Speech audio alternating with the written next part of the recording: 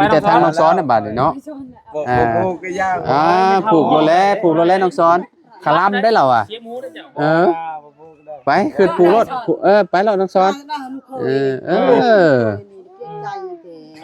แม่แพ้ชูเด้อเรียกสอนปลอดภัย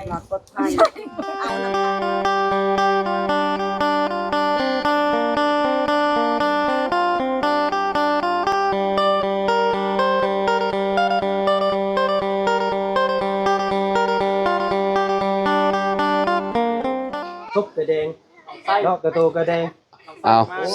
สบายดีเด้อพี่น้องเบิดสู่ผู้สู่คนเนาะได้เวลาแล้วบาดนี้เนาะบ่าวจันทร์บ่าวบุญเนาะสบายดีเด้อเนาะเราตั้งกล้องตั้งแบบนี้เลยบ่บุญเนาะเอ้ยเหรอมา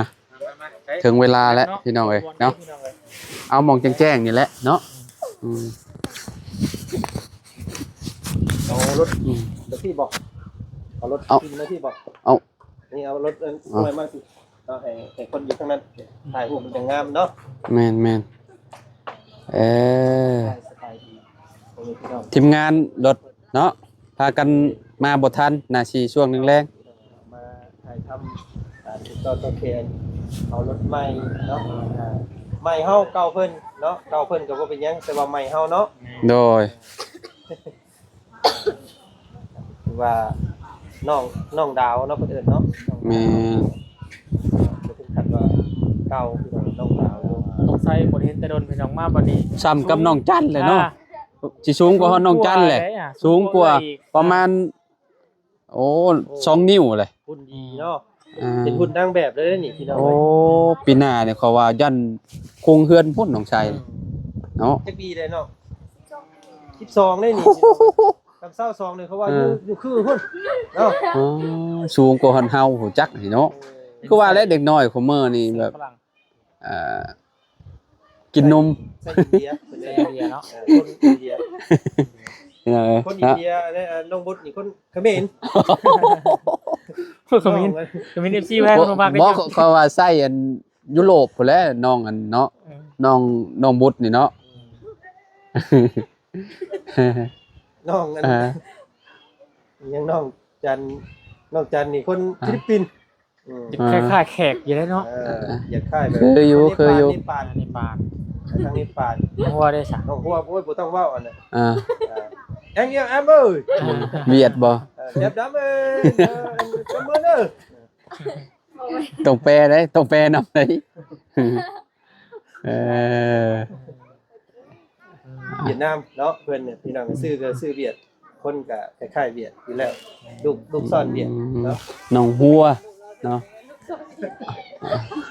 ลูกซ่อนนี่คือแปลว่าญาติพอตู้มีตู้เจ้าน่ะเป็นเวียดซะนะเห็นบ่โอ้ยเนี่ยนั่นลูกซ่อนเวียดเนาะเด้อทีมงานเด้อเริ่มไม่ได้เวลาแล้วเด้อตอนนี้กำลังเริ่มใช้แม่เด้ขั้นตอนต่อไปน้องหัวเอิ้นทำแม่แล้วก็เอิ้นญาติพี่น้องและมานั่นเอิ้นมาแล้วเฮ็ดอะไรเนาะให้เพิ่นลงมือแล้วแหละที่เข้าเพนี่เจ้าแหละแบบชุมเจ้าแล้วแหละ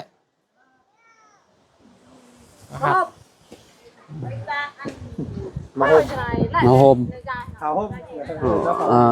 ห่มผ้าห่มลมเนาะเหมือนหนาวน้องสอนไปใส่เลยลงมาแม่ลงก่อนเนี่ยคือบทไปว้าวคือบทไปลี่อยู่รถบาทนี่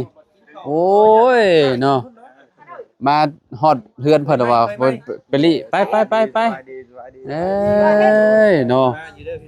มาผัดไปลี่อยู่รถผู้โอ้ยเนาะมาพี่น้องเอ้ยน้องหน่อยเพิ่นบ่มาพี่น้องเพิ่นติดธุระมันไกลนี่ไกลเลยเด้ไกลพอสมควรอยู่ย่างพวกเฮาก็บ่อยากให้นั่งรถนั่งล่างรถจักรมาพี่น้องมันลมพี่น้องเอ้ยเนาะ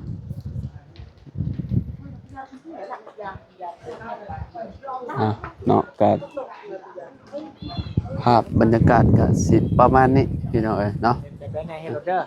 ตามสบายตามสมเจ้าเด้อน้องเด้อเนาะขาดทุนมันเนาะ1กินแต่ว่าถ้าเป็นทางเข้าในกินก็จะอันนี้เป็นโลกที่เป็นได้ใช้ตัวแม่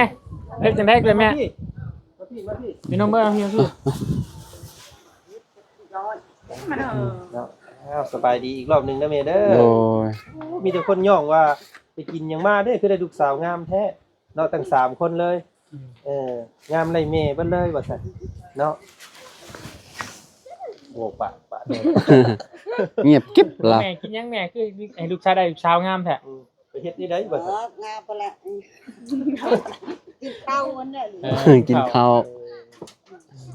กับแกงหน่อไม้ของมื้อแหละเนาะ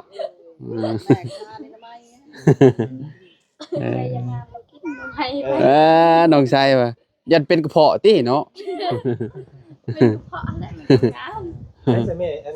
ได้บาดนี้เฮ็ดหยังเนี่ยเฮ็ดหยังเนี่ย มื้อเที่ยงวันนี้ ได้ผู้ได้อันเอ้ยผู้ได้เอิ้นมา ได้มัน บ่ได้มีผู้รักผู้ใหญ่ดอกเนาะคล้ายกับน้องสอนนี่แหละเนาะเอาแบบเป็น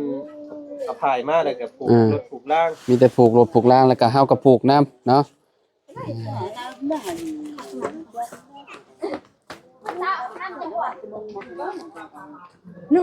อันน้าบ่าวเจ้าเด้ซะหัวยังขาถ้าเพิ่นก่อนเนาะโอ้อ๋อปันเงินห้องน้ำโอเคสะท่าเพิ่นก่อนซะเนาะโดยมาเริ่มเลยเนาะพี่น้องให้พายผูกแขนมาผูกรถเนาะผูกแต่พายก็ดีคือกันเนาะมาคำมาคูณเนาะเป็นแม่ผูกก่อนโดยนี่มองนี่ก็ได้แม่นี่ผูกมองนี้เลยมาจับเอามาก็คือคนบ่กินเอาน้องซ้อนมาใส่น้องซ้อนมาน้องซ้อนมาซ้อนโอ้ยคักผูกเกาหัวงิกบาดนี่พี่น้องเอ้ยมันเคยก็ได้เอาไปตลอดปลอดภัยเอาเบิ่งเอาจับมาเด้อคำคูณมาคำหน้าคูณหลังพาหังพามีเด้อเนาะพาขี่ได้จังได๋ก็ได้คู่ได้ครองได้นี่เนาะโดยเอาบาดนี้มาใช้ผูกต่อยายกันจุ่มไปจับบางคนก็มีความเชื่อว่าผูกเงินไผเช้าเนาะไผเช้าสิเช้าหน้าเช้าหลังเช้าพาเช้าหาเงินหาค่ำบางคนก็ว่าผูกเงินญาติรถเรียกเอาเงินเนาะญาติให้ผูกเงินเนี่ยให้รถพาเงินได้พี่น้องมีแต่หาเข้ามาเพิ่มเรื่อยๆเนาะมีแต่ผูกแล้วก่อนสิออกนอกก็เอาออกก่อนได้ไปจอดหม่องนั้นหม่องนึงก็เจ้าเฮ็ดเงินกำอยู่ว่าหวานป่ากับเจ้าแหละพี่น้องก็ผูกไปเช้าก่อนพี่น้องเพื่อให้เพิ่นพาหาเงินหาค่ำเพราะว่าความฝันของน้องเพิ่นก็อยากเอารถคันนี้ไปหาซื้อเครื่องซื้อของเป็นพาหนะนำสินค้าเข้ามาขายในห้างพี่น้องเนาะเอาก็ให้พาล่ำพารวยเด้อรถคันนี้เด้อให้ค้ำให้คุณหน้าคุณหลังไปฮอดจอดถึงเนาะมื้อนี้มื้อชั้นวันดีเนาะก็ให้คนขับคนขี่ก็ให้อยู่ดีมีแห้งเนาะไปฮอดจอดถึงเด้อหมายของหมายค่าตลอดปลอดภัยเด้อเอาสาธุเนาะปุ๊กเจ้าของมาเด้อมาครับมาคุณไปสิหัวยังมีแต่หัวได้เพิ่นน่ะสมแล้วเบาบุญบรรปลาชื่อหัวน้องหัว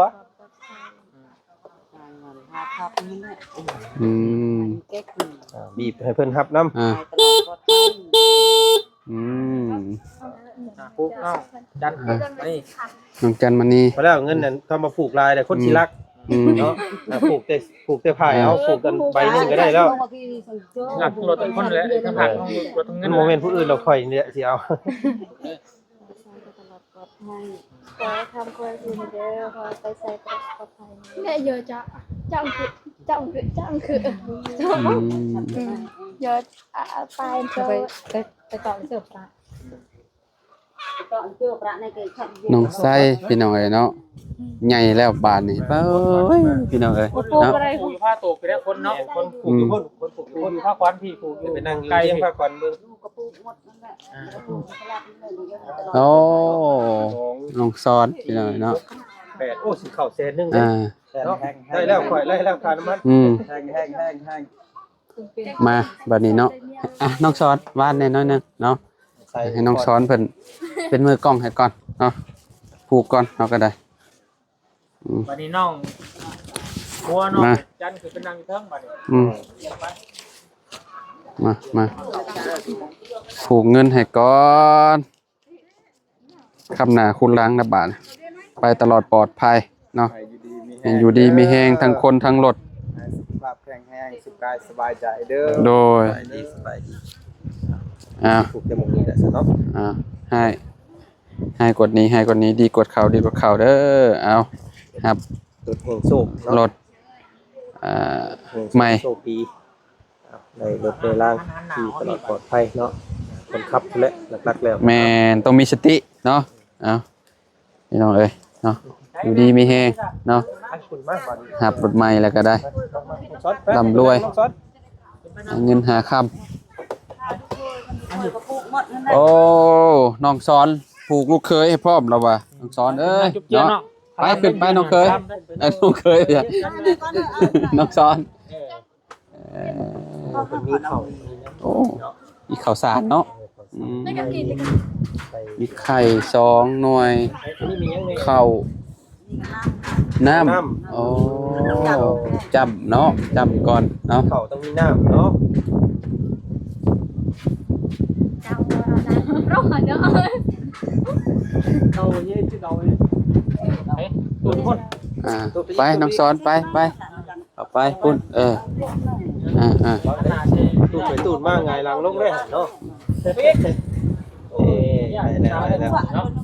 เฮ้ยตัวแม่ ที่เมย์เข่ามาอีก แม่เขาไม่อีก เข่าจะซ่อนเลยแล้วเนาะ ย่างเขามาใกล้เลย ได้แล้ว มาแก่ประตูที่ไหนเอา โอ้ ถ้าเอื้อยก่อน ครบร้อน เอ้ย แต่เจาะโยกระเจาะตรงไทย ใช่ แบบนี้นะ ของสั้นบ่ได้ของสั้นยิ้วเลย สันหิวบ่หิว สันดาวสัน สวยอะไรเนาะ 10 โมงกว่า 11 โมง 41 โมง ไอ้แนมกล้องมาพี่เด้อ น้ำต้อง แนมกล้องมาพี่นะ ยังไม่เป็นยาวน่ะเชื่อในชาติว่าไหนน่ะเจ้าแบบนี้ได้ไหนไหน ขึ้นสาโฮม นักละเจ้าเรื่อง ขึ้นเลย ขึ้นนั่งนั่งออกนั่งออกก็ได้ ระวังมันปิวเด้อน้องชายขาดเอาอันน่ะห้องไว้ เป็นยินอยู่ เอาละเนี่ยดา เนี่ยอันนั้นเลย อืม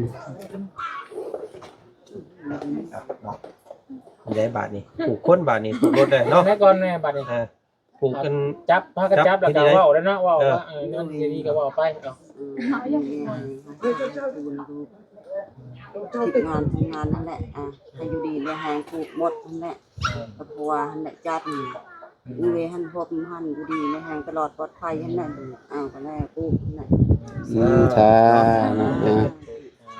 ครับบาทนี้ ผูกเลยบาดนี้ ผูกค้นต้องผูกอาบุโซก่อนได้เนาะ แม่นผูกแม่ก่อน เมย์ก่อน เนาะ โอ้ย การที่จะเข้าหาลูกได้นี่ต้องเข้าทั้งเมย์ก่อนได้ต้องซ้อน เจ้าต้องเข้าเมย์เป็นก่อน เคยผูกหมด มาใส่เงินกัน ถ้าเขา ใส่เงินก็ได้ทั้ง ผ นั้ ม น มันยังใส่มันจังคำจังคูณมันจังห่างจังนี้ อื เนาะ ม มาแม่ฮะขออนุญาตแนะนำเอาให้คนนี้ให้คนนี้ดีเขาแม่เด้อมื้อนี้ก็ เป็นแม่ มือดีมืองาม อ่า เป็นปีวันที่รอคอยของพ่อเจ้าเด้อมื้อนี้ก็มาฮอดแล้วเป็นบุญวาสนาของแม่หรือว่าของลูกของเจ้าเด้อมื้อนี้ก็ได้ทั้งเรือนเนาะแล้วก็ได้ทั้งรถพี่น้องเอ้ยเนาะแล้วก็ในอนาคตก็สิได้ทั้งน้ำเนาะแต่ว่าก็ยังรอถ่าอยู่พี่น้องเอ้ยเนาะเดี๋ยวต่อไปก็ลูกเคยก็ให้ได้ลูกเคยคุยดีเด้อคุยที่มาเลี้ยงเจ้าและพาใส่เจ้าได้นะเด้อ เข้าหัว หัวเนาะ โอ้ย เอาอยู่ที่เนียงเด้อใส่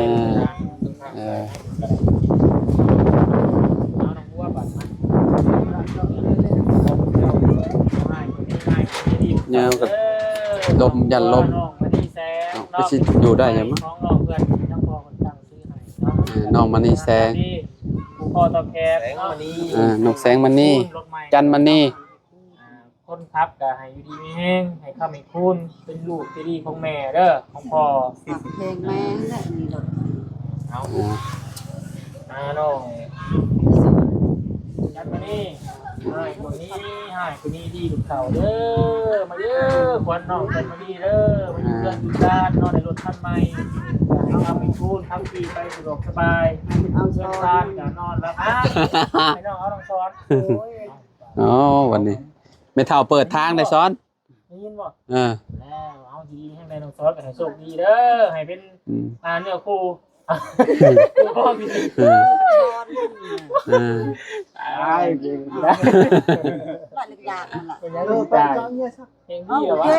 ดีแหละ หายากไม่เท่า ไม่เท่าเนาะไม่เท่าเว้าขนาดนี้แหละหายากได้เออ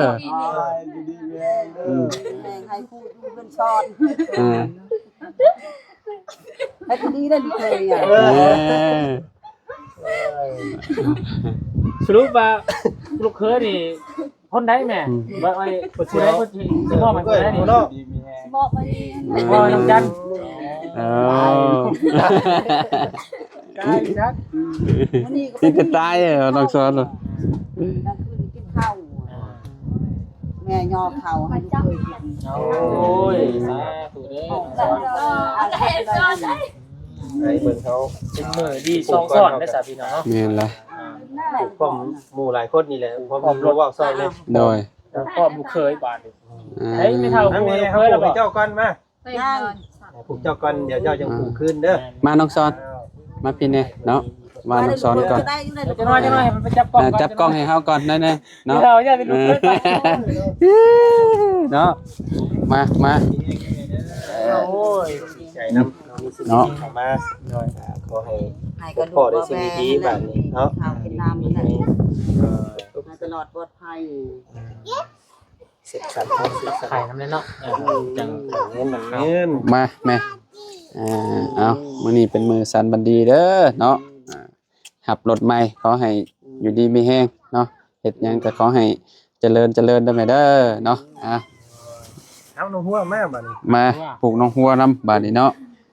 มาเบื้องนี้รถเบื้องนี้มาให้อ้ายนำเอา เอามา เด้ออยู่ดีมีแฮงเนาะมีแต่โชคมีแต่ลาบแล้วบาดนี้เนาะ เป็นที่รู้จักของ แม่น ครอบครัวเราเฮือนซานบ้านซองได้นี่ก็ย้อน น้องเพิ่นเนาะ พ่อน้องเพิ่นแบบบังเอิญพี่น้องไอ้เนาะ เป็นบุญของลาวเนาะบ่าวจัน ถือว่าบุญน้ำทรงเนาะ แม่น ขอให้จงรักษาสิ่งดีๆไว้เด้อน้องเด้อเพิ่นสร้างให้แล้วก็รักษาเอาเด้อ เนาะมาน้องจัน บริวารแปลงพัฒนาไป ครับนะเอา ดีมีแฮงโอ้เพิ่นเอาได้บาท มาปลูกเมืองทองเลย เด้ออยู่ดีมีแฮง เลือกนั่น อ่ะ ปลูกยังเพิ่นบอก ยก ปลูกเบื้องซ้ายคนมาเนาะ อ่า ปลูกเบื้องขวาคน โอ้ปลูกเอื้อยลาวไปทางนั้นก่อนจ้ะเนาะ เรื่องปลูกพร้อมกับคอยเป็นเรื่องอนาคตเนาะ ปลูกน้องเพิ่นก่อนเด้อน้องซอสเด้อ มาสาโฮมเนาะเอาเบิ่งนี้ก็ได้มาเปลี่ยนใจลายเนาะอยู่ดีมีแฮงเนาะเราก็มานี่แหละแสดงความยินดีกับน้องสาวเราเราก็ได้เนาะ อาจจะเรียน เรียบร้อยพี่น้องเอ๋ยเนาะน้องผ้าห่มขอบใจน้องซ้อนหลายๆเนาะเป็นมือกล้องให้พี่น้องเอ๋ยไปนั่งพูดบาดเนาะ ได้ลูกเคยอ่ะ เข้าเคยสองคำลูกเคยเต็ม โอ้ ปาก สิได้เป็นเคยอยู่พี่แหล้วน้องซ้อนนี่พี่น้องเอ๋ย โชคสองสั้นและสาม แม่นเลยเนาะ ลูกเคย สอนเอาเมียสองคนนะ ฮะ เพราะว่าน้องสอนเอาเมียสองคนนะ โอ้ยว่าดอกสิลุงใส่ก็ได้เนาะ พึ่งกับยาแม่ ผูกพายละล่าก็ได้ดอกสมเฮาน่ะบ่เป็นหยังบ่เป็นหยังแม่เนาะ อันนี้ฉันเอาไปไว้เจ๊อยากกับเขาเจ๊ทำเนี่ยทำไหวไม่พอ ภาพบรรยากาศพี่น้องเอ๋ยเนาะแบบว่ามีแต่คนในครอบครัวกันเองเนาะ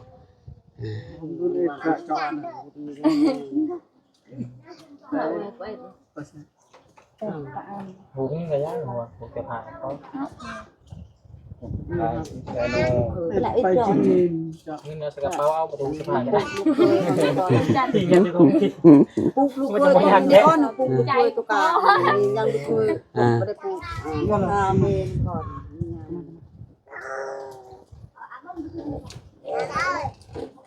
ถ้าซาแม่เห็นน้องซ้อนนี่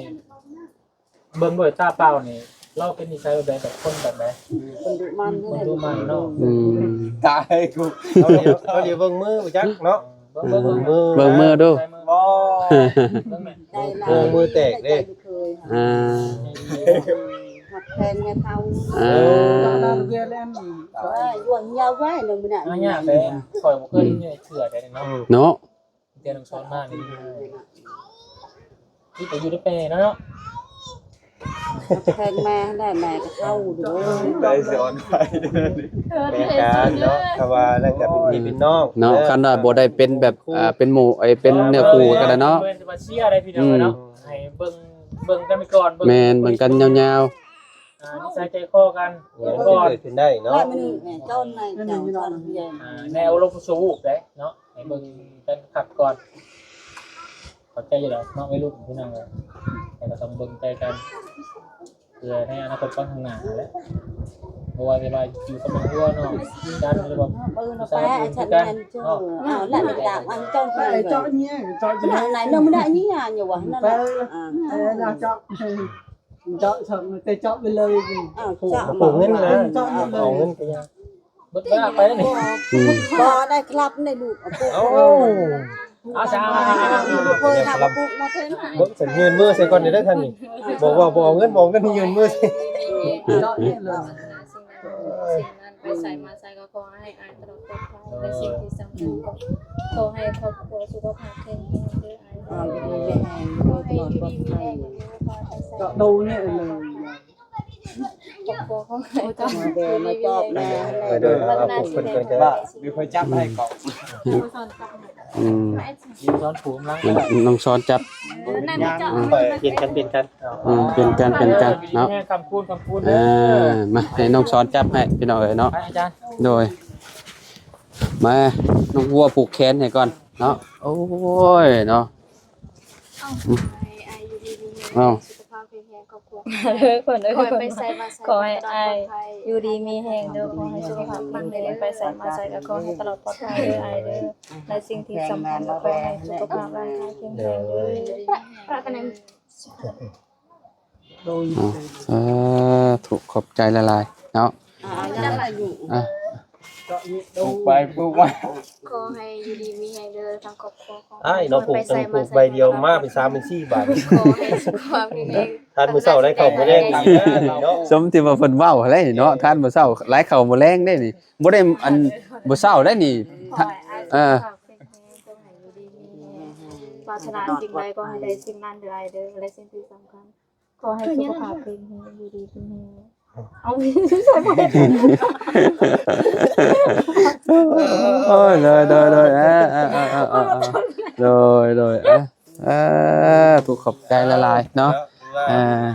เป็นพิธีธรรมดาเนาะ โดย มีหยังมากมายพวกเสื้อก็ ให้ ต้อง น้องซ้อนกับบอจัน โด ไป ยขอบใจละลาย น้อง เนาะ ซ้อนไป มีแต่ น้องซ้อน ทางน้องซ้อนในบัดนี่เนาะ บอกปลูกก็ยาก ผูกโลแลน้องซ้อนคลำได้เหรออ่ะ เสียหมูได้จ้ะ เออไปขึ้นผูกรถไปแล้วน้องซ้อนเออ mẹ phè อยู่เด้อเรียกสอนตลอดปลอดภัย là con thay ao năm cắt nó này cặp chặt này เออ ไปใส่มาใส่ก็ตลอดปลอดภัยเวลาอยู่ได้สิ่งนั้นเด้อ มีแต่โชคมีแต่ลาบ ไข่ เนาะ ใส่มือเราเนี่ย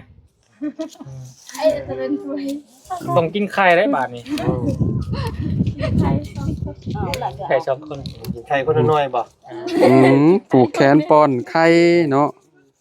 คักเลย sắt ăn nè ย่อไปเอ้ย แล้วเลยเนาะโอเค ao như này cay như đủ hết như này นี่ได้สันบาทนี่ไก่ ซับเป็นต มี อน แต่ซับเป็นตอนแล้วก็เฮ็ดน้ำจิ้ม เนาะ เนาะ บ่ได้เบิ่ง นั่น ว่า น่ะ สิมีข้างมันหรือว่าอีหยังเพิ่นบ่ได้เฮ็ดบ่บั่นเฮาบั่นเจ้า เบิ่งนั่นแหละ เบิ่งอยู่ลองอยู่เจ้าเฮ็ดอยู่ เบิ่งนั่นแหละมอบให้ลูกนั่นแหละไก่จะได้ลูกไปกินกัน ไม่ยิงกระเป๋ายิงกระบะ นี่เอา ขี่กระบะเดี๋ยวยิงอันอ้อมันจะโดนยิง งามบ่เบิ่งครับถ้าเบิ่งเป็นแต่เก่าว่าเขาเบิ่งบ่เป็นก็บ่เป็นหยังเนาะ อืม ได้แล้ว ใจกูเอง นี่ดึงเอา เอ โอ้งามเด้อฮะโอ้คักเด้อ ต้องกันออกเนาะ โอ้คัก นี่แหละ นั่นแหละคักมันตัวนั้นแหละ โอ้สำคัญแล้วเพียงลิตรเลยเนาะ สิเป็นเอาพร้อมกันแต่มึงนี่เอ้ยเอาเลยก็ต้องเอา ยิงกระบะดีมาเลย เนาะ งามเนาะคักอยู่ ซับกันเลยไปทางเดียวกันเอาหลอด หลอดปลอดภัยให้ได้ โอ้คักกันไปกันมากัน โดย ยังเนาะ ยิงได้เนี่ยอันมาดำเลย โอเค ไปเสร็จแล้วบัดนี้เนาะ เพิ่นน่ะเฮ็ดใกล้เหตุการณ์นั่นก่อนบัดเนาะ ไปแล้วเสร็จเด้อ ไปพี่น้องเอ้ยเนาะ